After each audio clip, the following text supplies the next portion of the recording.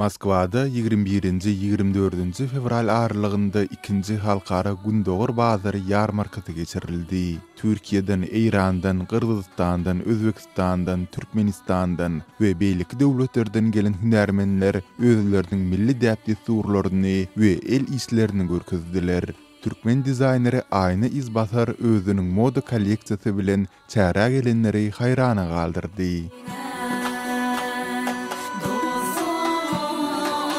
Yarmarkada Türkmen ustalarynyň el işlerini, meşhur hudojniklarynyň eserlerini görse bolýardy. Moskvada ýaşaýan türkmenistanlylar Azatlyk radiosu bilen söhbetdeş bolup, çäreden galan täsirleri bilen paýlaşdylar.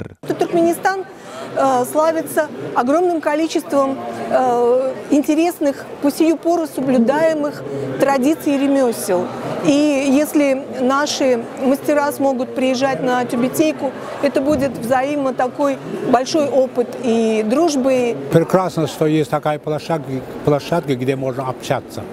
Нам нужно общение. Общение нужно постоянное. Она всегда дает импульс. Она подталкивает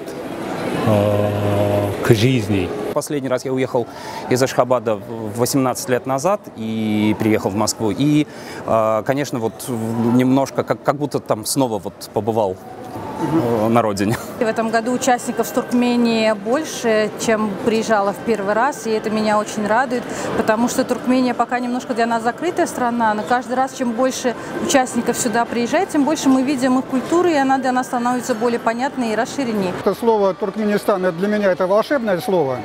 Это та страна, которую я очень люблю, хорошо знаю, и, конечно же, я сразу сюда приехал.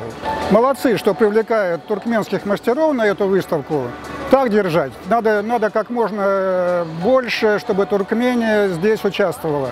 Мы должны знать, что туркменские мастера – это очень искусные, прекрасные мастера.